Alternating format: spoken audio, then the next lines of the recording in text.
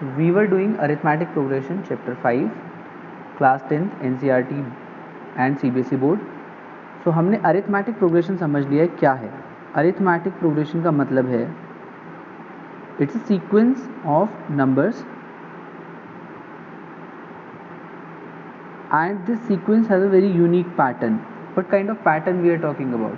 कि इसकी जो list of numbers है यहाँ पर every number is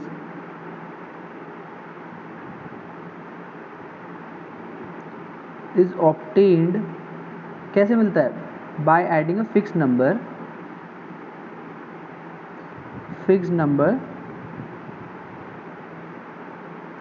to the previous term,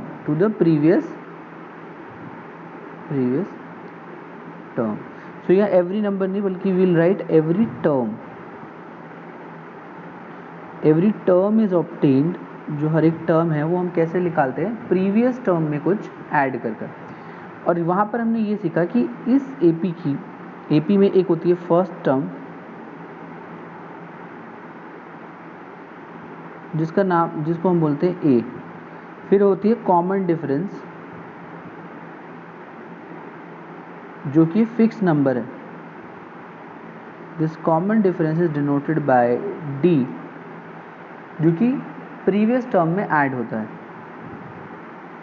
इसी से हमने जाना कि जनरल फॉर्म जो होती है वो कुछ ऐसी नज़र आती है. First term is A, second is A plus D, third is A plus 2D and so on. Today we are going to discuss the idea of nth term. हम nth टर्म का डेरिवेशन अपनी introduction class में भी कर चुके हैं. nth term is a general term of AP. ठीक है, जो जनरल टर्म होती है. ठीक है, तो द nth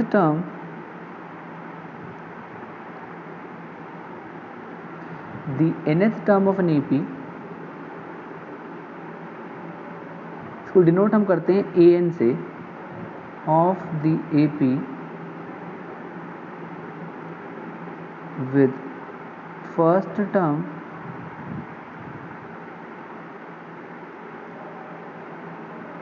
पहली term A and common difference हम क्या लेते हैं यहाँ पर? Common difference is D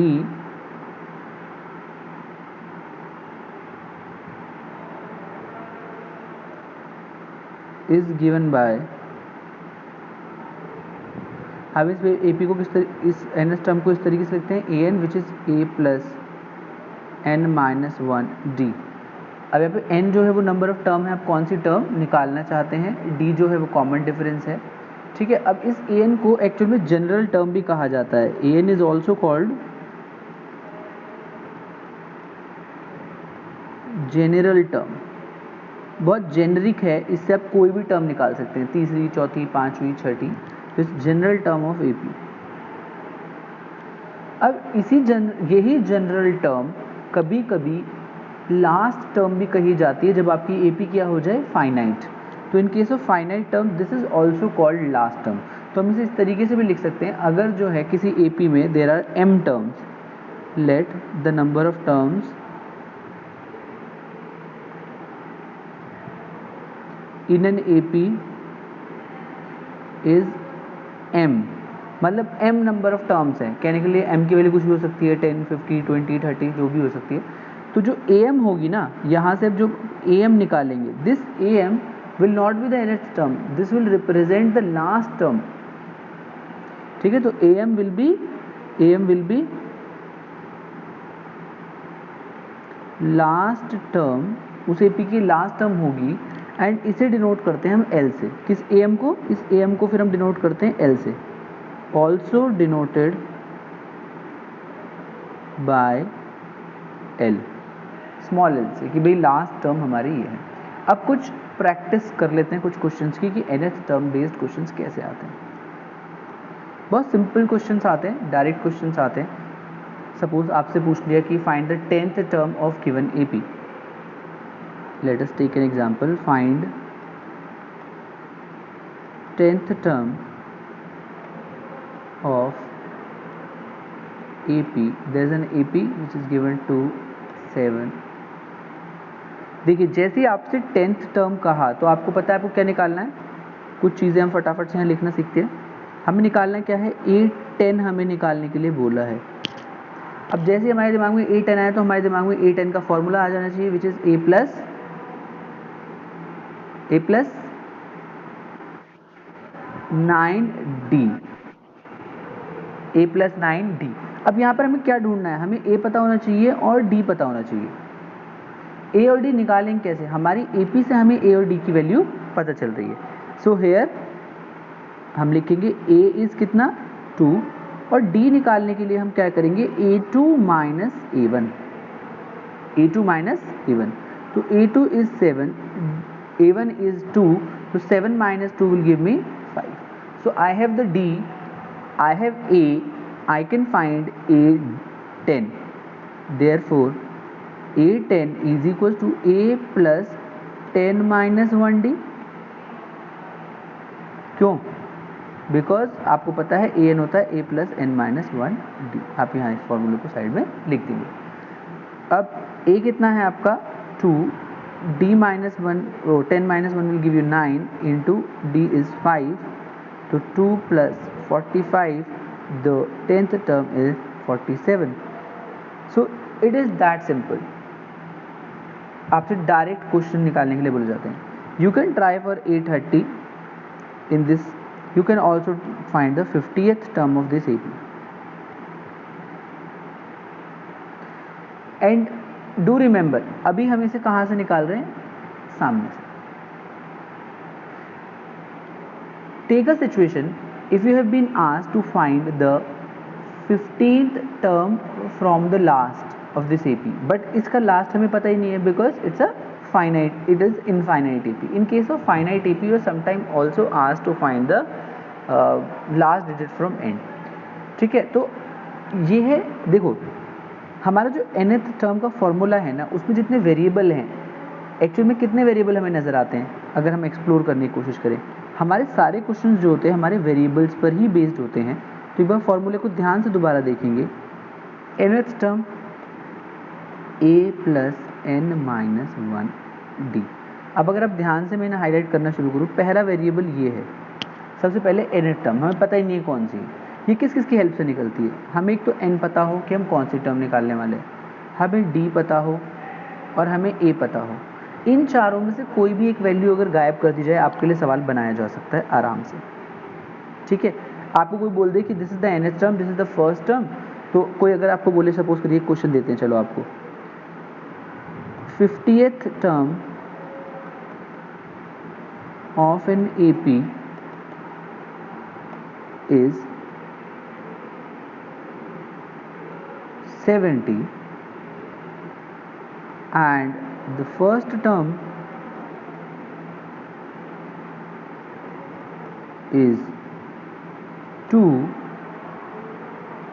find the common difference। Just look at the formula, आपको क्या क्या मिला हुआ है और क्या क्या गायब कर दिया है आपके लिए।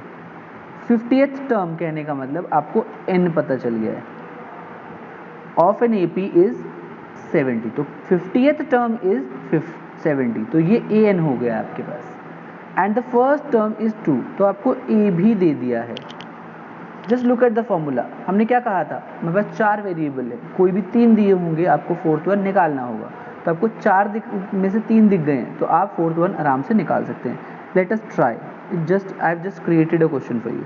So then they may not be a perfect answer, but we are just exploring that how variables keep on changing and we come with different questions। So यहाँ पर आप जैसे ही आपको क्वेश्चन में डेटा समझ आए तो आप लिखेंगे हेयर, यहाँ पर क्या दिख रहा है आपको, an मुझे 70 दिख रही है, n मुझे 50 दिख रहा है, a मुझे 2 दिख रहा है एंड d मुझे निकालना है। तो अब मैं an का ही फॉर्मूला यूज़ करूँगा। So a of n equals to A plus n minus 1D। For n कितना लेना है मुझे, 50 के लिए मुझे क्वेश्चन करना है, तो A50 is equals to A plus 50 minus 1D। तो इट इज़ A50 की वैल्यू कितनी है मेरी, A50 इज 70, यहाँ पर A50 है, A is 2 50 minus 1 is 49 and d is हमें निकालना है। तो ये हमारा है 68 इक्वल्स टू 49d। तो 68 divide by 49 is equals to d। So this is आपका कॉमन डिफरेंस। आप इसे चाहें तो डेसिमल्स में निकाल सकते हैं। तो कॉमन डिफरेंस इसका क्या हुआ 48/49। सो इस तरीके से कुछ भी वैल्यूज़ आपके सामने से जो वेरिएबल है, लिमिटेड वेरिएबल है, उसको रिमूव कर देंगे और आपसे वैल्यूज़ निकालने के लिए बोला जाएगा। ठीक है, एक और क्वेश्चन ट्राई करते हैं। सो this is more about practice. आप जितने ज़्यादा क्वेश्चन इसके ट्राई करेंगे आप उतने कंफर्टेबल हो जाएंगे nth टर्म के साथ। Which term of this AP is -81। आपको पता लगाना है कि एक AP आपको दी है, देयर इज एन AP। ठीक है, AP क्या है आपकी 21, 18, 15। इस AP की कौन सी टर्म 81 होगी। फिर आपसे पूछा है ऑल्सो इज एनी टर्म, क्या इस AP की कोई भी टर्म 0 होगी। अपना आपको आंसर करना है। तो अब यहाँ देखने की कोशिश करें आपको क्या क्या दिया हुआ है। Let's just try to figure out. A अपने को दिया हुआ है 21, D हम यहाँ से निकाल सकते हैं which is A2 minus A1 which is 18 minus 21 which is equals to minus का 3। I have got A, I have got D। ठीक है, अब आपको पूछा है कि -81 कौन सी टर्म है। तो थोड़ी देर के लिए इसे लेट an मान लेते हैं। Let a of n equals to -81। मैंने 81 को क्या मान लिया, n टर्म मान लिया है। ठीक है, अब मुझे ये देखना है कि कौन सी टर्म जो है वो -81 के लिए पहुंचेगी। चलिए देखते हैं। तो nth टर्म -81 है, तो मैं nth टर्म का फॉर्मूला तो मैं जानता हूँ which is a plus n minus 1d। अब मैं a की वैल्यू रख लेता हूँ 21, n की मुझे वैल्यू निकालनी है कौन सी टर्म है ये, और d मुझे क्वेश्चन में दिया हुआ है -3। This whole is equal to -81। So now n minus 1 into -3 is equal to -81 minus 21, because 21 opposite side में जाके नेगेटिव हो जाएगा। तो n माइनस 1 मल्टीप्लाई -3, अभी दोनों का सम देखिए कितना है, माइनस का 102।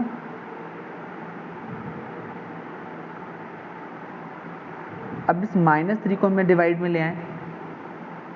इज दिस डिविजिबल, तो n minus 1 is equal to -102 divide by -3। So this will give you 34। So n minus 1 is equals to 34. Therefore, n equals to 34 plus 1 which is equals to 35. देख कितना आसान है। Just you have to be through with data. आपको data को summarise और chunk करना है कि कितना डेटा होगा। तो अब एक बात सोचिए, अब आपसे इसने एक और चीज़ पूछी कि क्या ऐसी कोई टर्म 0 है। तो अगर इसी कोई टर्म 0 चेक करनी है तो हम nth टर्म को फिर से 0 मान लेते हैं। लेट, अब इस टाइम हम nth टर्म को क्या मानेंगे, लेट an इक्वल्स टू 0। वो पूछ रहा है कि 0 इसकी टर्म है। देखिए अगर n की वैल्यू एक इंटीजर आती है, मतलब n जो है वो मैं बताता ना कौन सी टर्म, 10वीं 12वीं 13वीं 14वीं, तो वो एक होल नंबर, एक नेचुरल नंबर आना चाहिए, मतलब इट्स है ना, इंटीजर आना चाहिए कोई, मतलब एक नंबर आना चाहिए इस तरीके से। ये कोई भी नेगेटिव, ये तो n की वैल्यू क्या क्या नहीं हो सकती, n की वैल्यू एक तो नेगेटिव नहीं आनी चाहिए क्योंकि नंबर ऑफ टर्म नेगेटिव कभी नहीं हो सकती। n 0 भी नहीं आना चाहिए क्योंकि ऐसी कोई टर्म नहीं होती। n डेसिमल्स में भी नहीं आना चाहिए क्योंकि 1.5 तो कोई टर्म होगी नहीं। इधर या तो वो 2 हो जाएगी या फिर वो फर्स्ट टर्म हो जाएगी, वो इन दोनों में से किसी एक तरफ जाएगी, 1.5 नहीं हो सकती। ठीक है, तो हम ये देखेंगे कि n की वैल्यू क्या एक पॉजिटिव इंटीजर आती है या नहीं। So let us try. an को हमने 0 ले लिया है, a plus n minus 1d को हम 0 ले रहे हैं। तो a मेरा कितना था, 21 था इस क्वेश्चन में।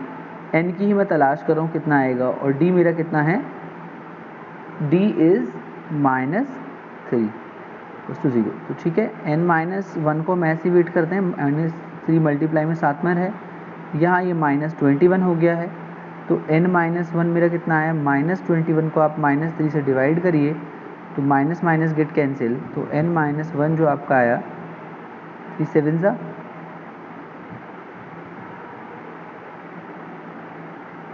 तो यहाँ से आप जो n निकालेंगे वो आएगा 7 + 1 विच इज इक्वल टू 8। तो 8th टर्म इस AP की, सो 8th term of this AP, 8th term of this AP will be 0। so इस AP की जो 8th term होगी वो 0 होगी। लास्ट क्लास में हमने ये भी डिस्कस किया था कि ये चैप्टर अपने आप में यूनिक तो है, मगर यहाँ पर हम लीनियर इक्वेशंस का भी यूज़ करते हैं। एक और एग्जांपल लेते हैं जिसमें आप देखेंगे कि कैसे हम लीनियर इक्वेशंस का यूज़ करते हैं।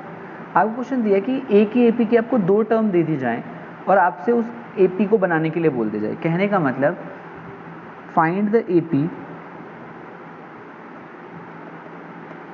if third term is 5 and the 7th term, सातवीं टर्म कौन है, इज 9। आपको 2 टर्म दे दिए, third term and 7th term. तो क्वेश्चन में डेटा को मैंने आपको बोला था पहले लिखेंगे, तो आपको A3 कितनी दी है 5 एंड A7 कितना दिया हुआ है आपको 9। Let us try to solve them. तो A3 को आप क्या लिख सकते हैं, A + 2D, तो A3 = 5 लिखो या A + 2D = 5 लिखो, बात सेम है। और इस साइड कौन है अपने पास, A + 6D = 9। इस बात से किसी को डिसएग्रीमेंट नहीं। तो यहाँ से हमारे पास ये फर्स्ट इक्वेशन है, ये हमारी सेकेंड इक्वेशन है। Now we will going to solve this equation, क्योंकि आपको 2 वेरिएबल दिख रहे हैं, यहाँ पे 2 वेरिएबल कौन है, A and D। Solving equation 1 and 2 किसके लिए, for A and D। A और D की वैल्यू के लिए हम फर्स्ट और सेकेंड इक्वेशन को सॉल्व करेंगे। Therefore A + 2D = 5, A + 6D = 9। Let us try to solve them. तो लीनियर इक्वेशन जैसे हम सॉल्व करते हैं तो आपको पता ही है, जहाँ सिमिलर साइन होते हैं हम सब्ट्रैक्शन यूज़ करते हैं। Will be using the idea of subtraction here. तो हम इन दोनों इक्वेशन को सब्ट्रैक्ट कर देंगे। तो सब्ट्रैक्ट करने का मतलब है सेकेंड वाली इक्वेशन के जितने भी हैं साइन जो बदल जाएंगे, तो A जो होगा ये नेगेटिव हो जाएगा, 6D भी नेगेटिव हो जाएगा और 9 भी नेगेटिव हो जाएगा। देखिए ऊपर प्लस का A नीचे नेगेटिव है, दे गेट कैंसिल। ऊपर 2 and D, so I have got a response 3 and 1 can be the answer, so let us try। आप भी ट्राई कर सकते हैं साथ साथ। तो यहाँ पर D जो आया है, इन दोनों को अगर आप सॉल्व करेंगे तो कितना आएगा 4D। बट कैसे 4D, पॉजिटिव और negative, it will be a negative 4D because 6 का साइन जो है वो नेगेटिव एंड 6 इज बिगर। अब यहाँ देखिए 9 और 5 का जब आप डिफरेंस निकालेंगे तो माइनस की वैल्यू आएगी और कैसा आएगा, -4। तो these minus get cancelled over D is 4/4 which is equals to 1। so we got D। अब हम A निकालते हैं with the help of equation 1। कोई भी इक्वेशन ले लीजिए फ्रॉम इक्वेशन 1, ठीक है। हम इक्वेशन 1 की हेल्प लेंगे। इक्वेशन 1 हमारी ऊपर हमें दिखाई दे रही है, क्या है, फ्रॉम इक्वेशन 1 लिख लेते हैं। हमारी इक्वेशन 1 क्या है, A + 2D = y 5। तो फॉर D = 1 हम यूज़ करने वाले हैं, D को हम 1 यूज़ करेंगे यहाँ पर। Therefore A as it is plus 2 into 1 equals to 5। so A = 5 minus 2 which is equals to 3। so we got A and D। so therefore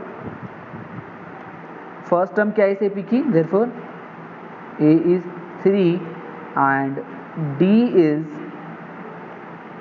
1। so can we find the AP? yes, we can find the AP। so AP will be, अब directly दीजिए, बार बार term निकालने की ज़रूरत नहीं है। 3 4 5 6 and so on. क्यों, क्योंकि हमने प्रीवियस टर्म में 1 ही ऐड किया। देखो फर्स्ट टर्म हमारी कॉमन डिफरेंस कितना है, +1। फिर हमें ये टर्म मिल गई, देखो 3 4 5 6 है ना। तो हमें फर्स्ट टर्म मिली 3, उसमें हमने कॉमन डिफरेंस ऐड किया तो हमें 4 मिल गई। अब सेकेंड टर्म में कॉमन डिफरेंस जैसे ही ऐड करूँगा तो मुझे थर्ड मिलेगी, थर्ड में मैं जैसे ही कॉमन डिफरेंस ऐड करूँगा मुझे फोर्थ मिलेगी and so on. AP will go like this. ठीक है. So this is another type of question.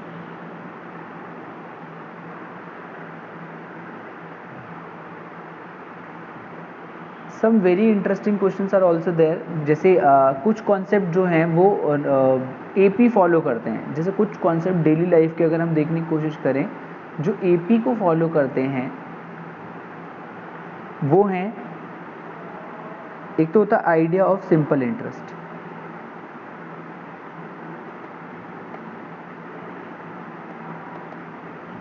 देखिए बैंकिंग में जाइए तो आपको पता है कि अगर आपने एक प्रिंसिपल अमाउंट जमा किया, सपोज करो आपने एक प्रिंसिपल अमाउंट जमा किया 1000 रुपीज़, तो इस पर आपको एक रेट ऑफ इंटरेस्ट मिलता है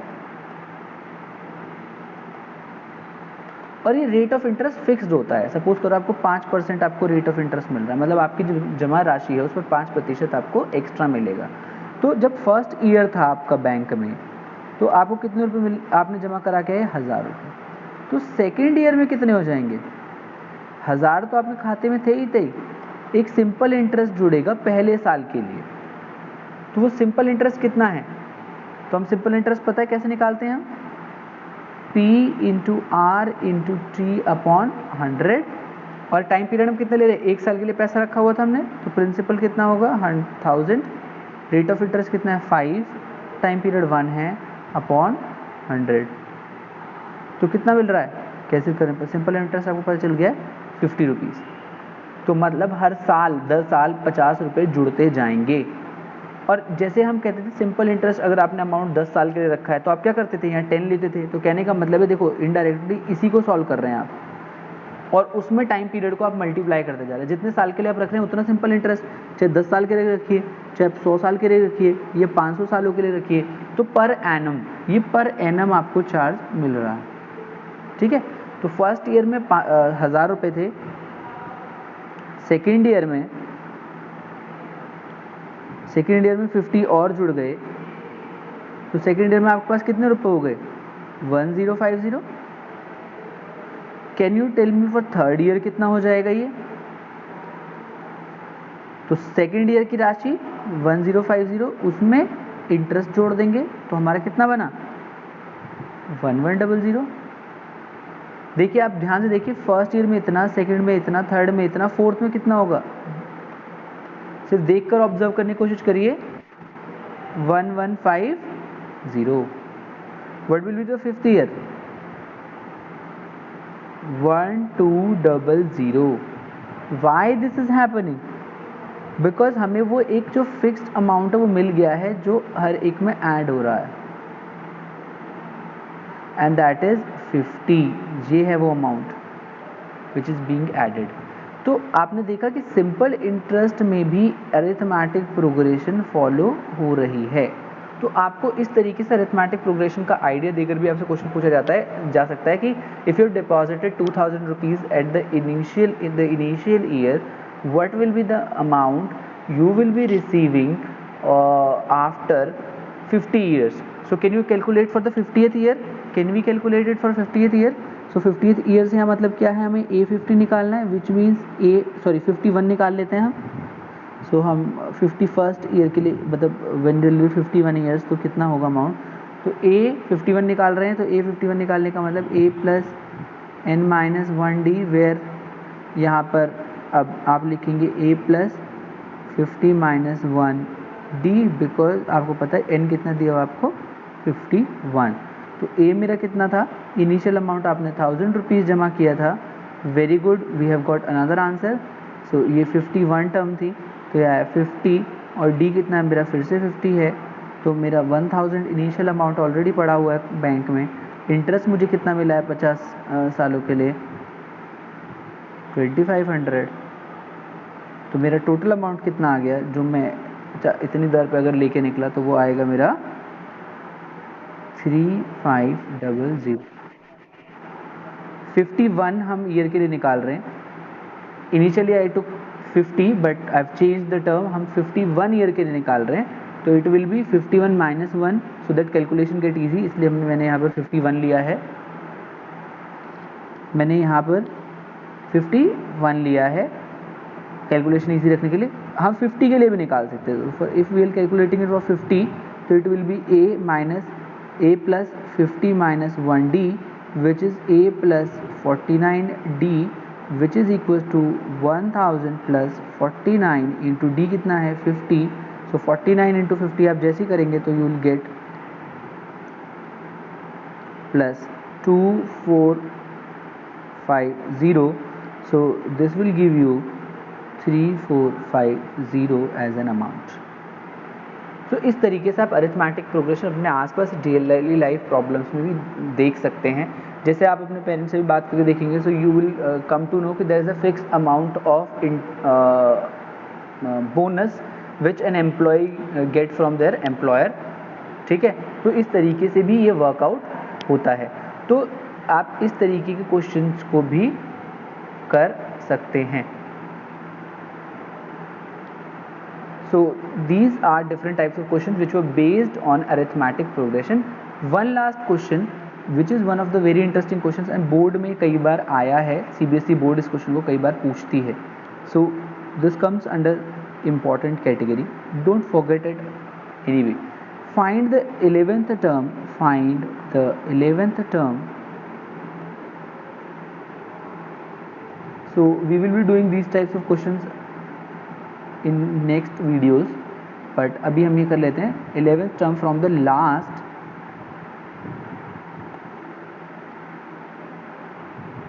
of AP।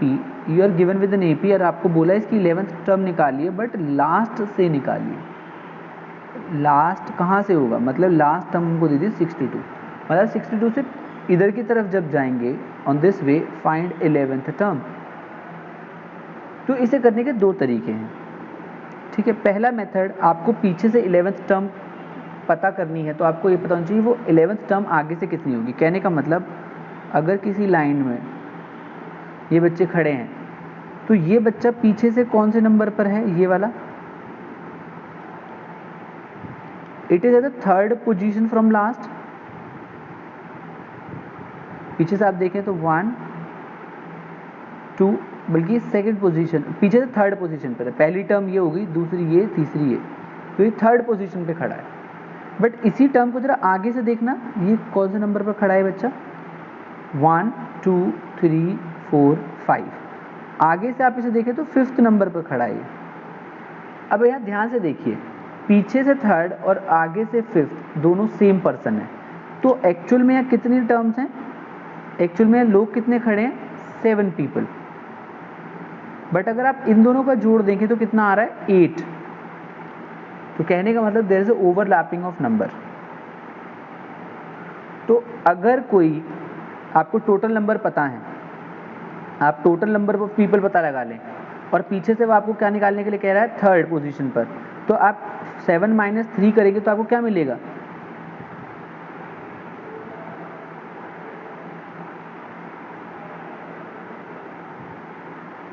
4। तो आपको इनिशियली क्या लगेगा, आपको टोटल नंबर ऑफ टर्म अगर पता है और आपको पीछे से पता है कौन सी टर्म निकालनी है, तो आप सब्ट्रैक्ट करके जो टर्म निकालेंगे तो वो आपको गलत आइडिया देगी। आप 4th टर्म निकाल लेंगे, आप कहेंगे पीछे से थर्ड, कहने का मतलब आगे से 4th नहीं, हमेशा एक एक्स्ट्रा। यहाँ देखो 4 + 1 मतलब 5th। तो अगर आपके पास सपोज करिए जैसे 11th टर्म निकालने के लिए बोला, तो पहले तो हम ये पता लगा लें कि CP के अंदर टोटल टर्म्स कितनी हैं। हमें जब टोटल टर्म्स पता चल जाएगी तो हम उसमें से 11 माइनस ना करके हम उसमें से 10 माइनस करेंगे, एक कम 10वीं पोजीशन पर, तो हमें आगे से पोजीशन पता चल जाएगी। तो ये आइडिया आपको ध्यान में रखना है कि पीछे से थर्ड ज़रूरी नहीं है कि आगे से सब्ट्रैक्ट करने पर आपको मिल जाए, टोटल में सब्ट्रैक्ट करके नहीं मिलती है, आपको ये चीज़ भी ध्यान रखना होगा। तो अब इसी कॉन्सेप्ट को हम यहाँ लगाने की कोशिश करते हैं। हमें एक एक्स्ट्रा लेना पड़ेगा उनके सब्ट्रैक्शन से, जब हम डिफरेंस निकाल लेंगे। तो हमें पता है यहाँ A क्या है हमारा 10, D क्या है A2 - A1 which is A2 is 7 and A1 is 10, तो माई डिफरेंस इज़ -3। D भी मेरे पास आ गया है। और यहाँ ध्यान से देखिए आपको लास्ट टर्म भी दी हुई है -62। अभी लास्ट टर्म कौन से नंबर पर है, कौन सी टर्म है इसकी हमें नहीं पता। तो हम क्या लेंगे, let a n equals to -62। A n हमें पता है क्या होता है, a plus n minus 1 D which is equal to -62। Let us try to put the values. तो ए मेरा कितना है 10, मुझे यही पता लगाना है कि 61 कौन सी टर्म है, तो n की मेरे पास कोई वैल्यू नहीं है। d is -3 is equal to -62। तो n -1 को हम ऐसे जस्ट छोड़ेंगे थोड़ी देर के लिए, -3 एज इट इज, -62 -10। तो this gives me n -1 into -3 minus का 72। -72 अगर 3 से डिविजिबल है तो आप 3 को उस साइड लेके चले जाइए। तो यहाँ पर मेरा आया n -1 is equal to -72 divide by -3, minus cancels, तो 72 को आप जैसे 3 से डिवाइड करेंगे तो you will get n -1 is equal to n -1 equal to 224। तो मेरा n कितना आया 25। तो देखिए हमें पता चल गया कि इस AP में जो ऊपर अरिथमेटिक प्रोग्रेशन हमने लिखी थी, यहाँ पर टोटल टर्म्स कितनी है, we have come to know that यहाँ पर हमारे पास जो टोटल टर्म्स है ना 62 तक, वो है 25 टर्म्स। कितनी टर्म्स है 25। तो पीछे से 11th निकालने अगर हम जाएंगे तो हम 25 माइनस 11 कर देंगे तो क्या आएगा हमारे पास, 25 माइनस 11 करेंगे तो हमारे पास आएगा 14। बट ये हमें गलत आइडिया देगा, तो इसीलिए आपको चीज़ क्या याद रखनी है, आपको 25 माइनस 10 करना है अगर आपको सही वैल्यू निकालनी है। मतलब आगे से 15th टर्म जो है पीछे से 11th टर्म कही जाएगी। आप चाहे करके देख लीजिए, छोटा सा एग्जाम्पल करके दिखा, जैसे हमने 8 का एग्जाम्पल लिया था कि अगर आगे से आप 5 टर्म्स चल के आ रहे हैं और पीछे से आप 3 टर्म्स चल के आ रहे हैं तो आप सेम ही जगह पहुंचते हैं। तो इसका मतलब ये नहीं है कि यहाँ पर 8 लोग हैं, यहाँ पर 7 लोग हैं। आगे से 5th, पीछे से 3 doesn't mean there are 8 people, there are actually में 7 people। तो सेम आइडिया हमने यहाँ लगाया कि टोटल टर्म्स 25 है, पीछे से हमें 11th निकालनी है, तो हमने डिफरेंस निकाला 14th आया। तो एक्चुअल में हम 14th पर काम नहीं कर रहे, हमें 15th टर्म निकालनी होगी। तो you can learn it in your own way कि आप कैसे करेंगे। आप जो दिया हुआ है उन टर्म्स को माइनस करिए और फिर जो टर्म आए उससे एक एक्स्ट्रा ले लीजिए, एक तरीका ये है, वरना आप शुरू में ही एक स्टेप पीछे हट कर सब्ट्रैक्ट करिए। So you have both the options available. तो इसके बाद एक्चुअल में अब हमें क्या निकालनी है, हमें पता चल गया यहाँ पर therefore 11th term from last and 15th term from starting are same। ये दोनों ही सेम है, तो हम इसलिए लास्ट 11 टर्म्स ना निकाल के आगे से हम 15th टर्म निकालेंगे which is a plus 14d। a कितना था हमारा 10 प्लस 14, d कितना था -3, तो ये हमारा कितना आया 10 minus 42 which will give me 10 minus 42 will give me -32। So my 11th term from the last is -32। Sign के साथ कभी गड़बड़ नहीं करें, ठीक है। अब आपको एक और आइडिया बताएं, अनदर वे, ऑल्टरनेटिव वे। मुझे ऑल्टरनेटिव वे बताना है आपको, तो फटाफट से हम ऑल्टरनेटिव वे कर लेते हैं। दूसरा वे क्या हो सकता है, आपको AP दी हुई थी, AP क्या थी आपकी 10, फिर उसके बाद सेकेंड टर्म थी आपकी 7, 4 -62। देखिए हमें लास्ट से कौन सी टर्म निकालनी है 11th, तो यहाँ से लास्ट टर्म निकालनी है, तो हम क्या करेंगे, हम AP को ही पलट देंगे, वील रिवर्स द AP। कहने का मतलब this AP can also be written as on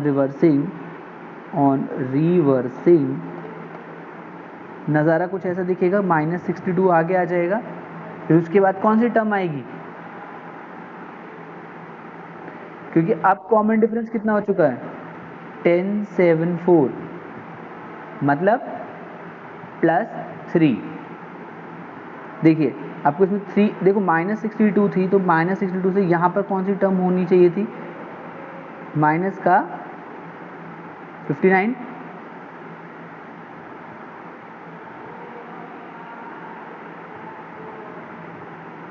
and so on AP ऐसी हो जाएगी। तो अब आपको क्या पता चल गया हेयर फर्स्ट टर्म क्या है -62 एंड D कितना है A2 -A1 और A2 इस बार कौन है -59 और A1 कौन है -62 तो -59 plus 62 will give me plus का 3। कॉमन डिफरेंस कितना आ गया मेरा 3। तो अब मैं यहाँ से इसी वाली AP में 11th टर्म आगे से निकाल लूँ तो मेरी बात वही है। तो अब now I can find A11 which is A plus 10D पर A क्या हो चुका है मेरा इस बार रिवर्स करने पर 62 10 एज इट इज़ D कितना हो चुका है मेरा 3 तो -62 plus 30 will give me -32। You can see देखो दोनों में आंसर सेम है, आंसर पे कोई फ़र्क नहीं पड़ रहा है, बस हमने क्या करा है AP के ऑर्डर को रिवर्स कर दिया है इन ऑर्डर टू